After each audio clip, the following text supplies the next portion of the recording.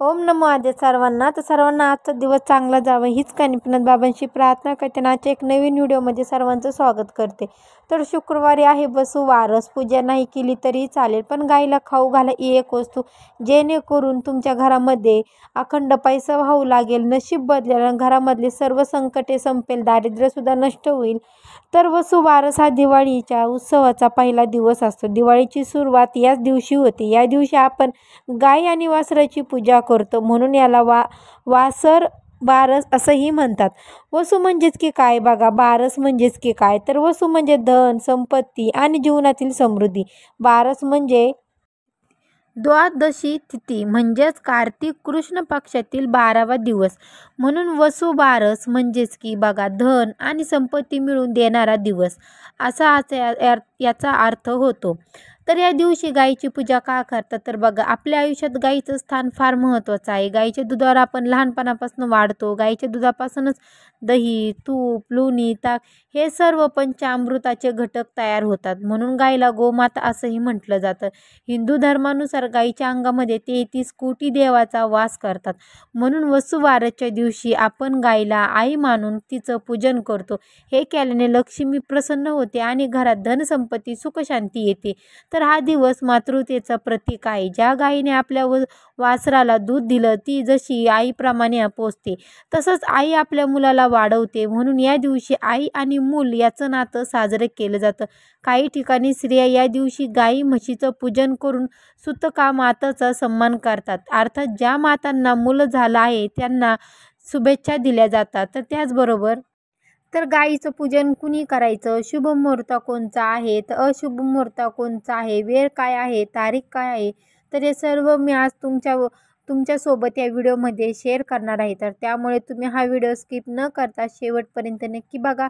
चॅनलवरती जर तुम्ही नवीन असाल तर चॅनलला पण सबस्क्राईब करा, बेल आयकॉन प्रेस करायला अजिबात विसरू नका. जेव्हा कधी नवीन व्हिडिओ अपलोड करेल तर सर्वात अगोदर नोटिफिकेशन तुम्हाला पडेल आणि तुम्ही एकही व्हिडिओ मिस करणार नाही. उद्या आहे शुक्रवार, वसुबारस आहे आणि जर तुम्ही या दिवशी गायीला ही एक वस्तू खाऊ घातली तर घरात चारही दिशेने पैसा, समृद्धी आणि सुख येईल. पण चूक केली तर लक्ष्मीच्या घरात आगमन थांबतं. कोणती वस्तू, कोणता वेळ आणि काय देऊ नये सगळं सांगते. शेवटपर्यंत बघा, कारण आजचा दिवस सोन्याहून मौल्यवान आहे. तर बघा वसुबारस म्हणजेच काय आहे, तर बघा दिवाळीच्या पहिल्या दिवशी येणारा हा दिवस धनतेरसच्या आधीचा असतो.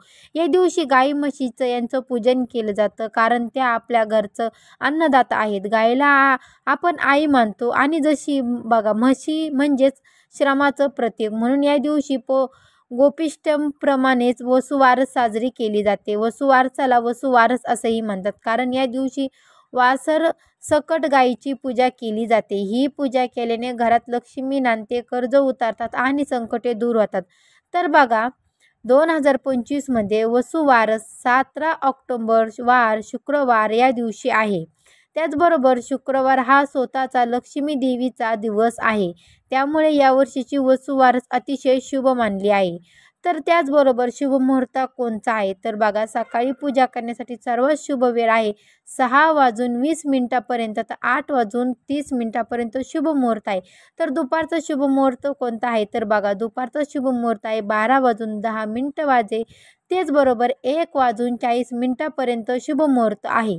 संध्याकाळचा गाईला खाऊ घालण्याचा सर्वोत्तम वेळ म्हणजे की 5:45 ते 7 बरोबर सूर्यास्ताच्या आधी आहे. तर त्याचबरोबर तुम्हाला लक्षात घ्यायचं आहे शुभ मुहूर्त, या शुभ मुहूर्तामध्येच आपल्याला गाईची पूजा आणि गाईला खाऊ घालायचं आहे. त्याचबरोबर अशुभ मुहूर्त कोणचा आहे, तर राहुकाल.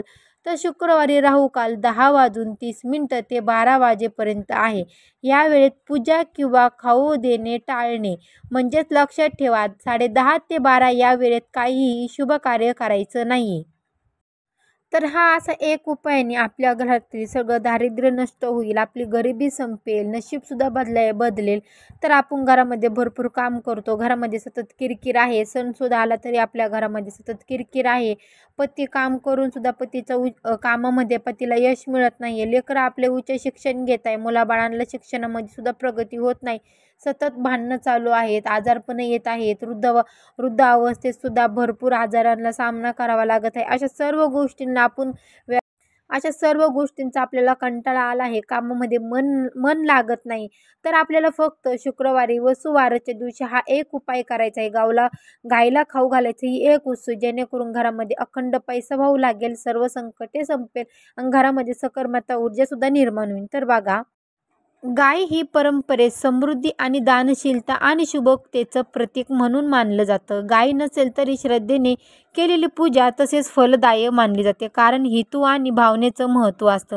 तर तुम्हाला पूजा कशी मांडायची आहे, तर बघा, ज्यांच्या घरी ज्यांच्या गोठ्यात किंवा ज्यांच्याकडे गोठा आहे त्यांनी गायीची पूजा जर केली तर अतिउत्तम. आणि ज्यांच्याकडे गाय नाही आहे तर मी त्यांना इथे सर्व पहिलं सांगत आहे की ज्यांच्या घरामध्ये गाय नाही आहे तर त्यांनी हा उपाय नक्की करा. ज्यांच्याकडे आहे त्यांना सुद्धा सांगणार आहे. तर बघा, ज्यांच्याकडे गाय नाही त्यांनी काय करायचं, वसुबारसच्या दिवशी सकाळी उठून अगोदर स्नान करून स्वच्छ कपडे परिधान वस्त्र करून घ्यायचे आहेत. त्याचबरोबर तुमच्या घरामध्ये जे काही तुम्ही देवपूजा करता ती सगळ्यात अगोदर तुम्हाला देवपूजा करून घ्यायची आहे. धूप अगरबत्ती लावायची आहे आणि तुम्हाला शुभ मुहूर्तावरती तर बघा, तुम्हाला इथे एक स्वच्छ पाटा घ्यायचा आहे किंवा टेबल किंवा तुम्ही इथं छोटासा पूजा मंच जो असेल ते सुद्धा घेऊ शकता. त्याचबरोबर तुम्हाला इथं गाई किंवा गोमातेचा फोटो किंवा लहान मूर्ती घ्यायची आहे.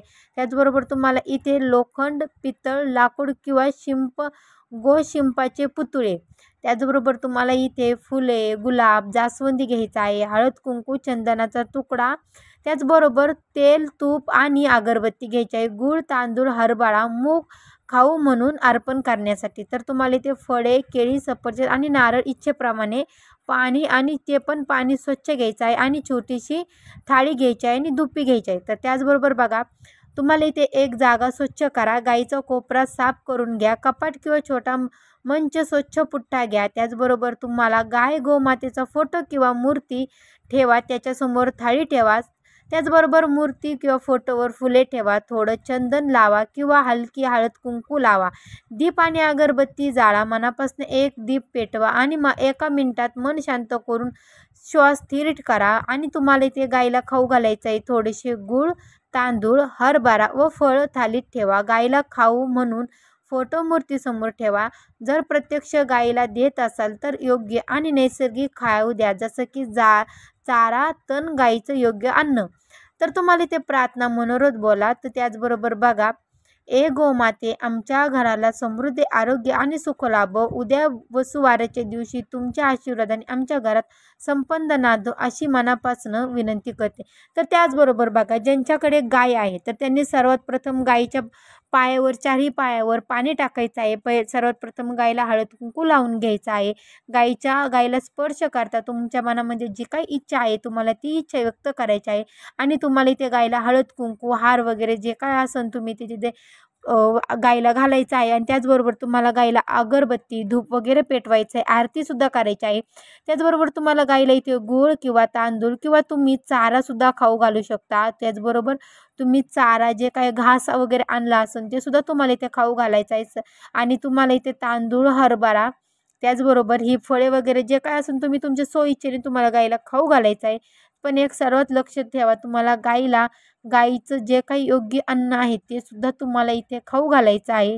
हे सगळं केल्याच्या नंतर तुम्हाला तुमची इच्छा इथे बोलायची आहे. तर तुम्हाला इथे हे चूक करायची नाही. जर तुम्ही ही चूक केली तर घरामध्ये दारिद्र्य तर हमखास येणार 100%. त्यामुळे तुम्हाला ही चूक अजिबात करायची नाही आहे. कारण की भरपूर लोक ही चूक केल्यामुळे ना त्यांना ह्या वसुबारसच्या दिवशी आपण जे काही उपाय करतो त्याचं त्यांना फळ भेटत नाही. तर तुम्ही हा उपाय करताना तुम्हाला काही गोष्टी लक्षात घ्यायच्या आहेत की बघा, जर प्रत्यक्ष तुम्ही गाईला खाऊ देता असाल तर जर तुम्ही मानव फूड की बघा, मानव फूड म्हणजेच की बघा तळलेले, मिठाचे पौष्टिक अशी गोष्टी तुम्ही देऊ नका, कारण की त्यामुळे गाईला हानी होऊ शकते. चारा तुम्हाला शक्यतो चारा, ताजे शेण, हर्बल वाळवलेले अन्न वापरा. आणि अर्पण केलेले अन्न न फेकता प्रसाद म्हणून वाटा किंवा गरज व्यक्तींना द्या. किंवा अर्पण केलेले अन्न न फेकता तुम्ही त्यांना प्रसाद म्हणून वाटू शकता. पूजा करताना स्वच्छता राखा. दिवा आणि अगरबत्तीची सुरक्षता वापरा. जास्त अति किंवा अवैज्ञानिक अविश्वासाने देऊ नका. ही श्रद्धेची पद्धत आहे. निकाल वैयक्तिक अनुभवावर अवलंबून असतो. तर त्यामुळे तुम्हाला हा उपाय नक्की करायचा आहे. आणि ह्या उपायामध्ये मी जे काही चुका सांगितल्या त्या चुका अजिबात करायच्या नाही आहे. तुम्ही जर हा उपाय वसुबारसच्या दिवशी केला, मनभावेने केला, तर तुम्हाला याचं फळ नक्की भेटतं. कारण की देव हा जेवणाचा नैवेद्याचा भुकेचा नसतो, हा श्रद्धेचा भुकेचा असतो. त्याच्यामुळे आपण जेवढी श्रद्धा करतो देवावर तेवढं फळ आपल्याला निश्चित भेटतं. जर तुम्हाला हा व्हिडिओ आवडला असेल तर नक्की लाईक शेअर नक्की करा. आणि जर चॅनलवरती जर नवीन असाल तर चॅनलला पण सबस्क्राईब करा. तर भेटू आपण नेक्स्टच्या अशाच नवीन व्हिडिओमध्ये. तर सर्वांना इथे धन्यवाद.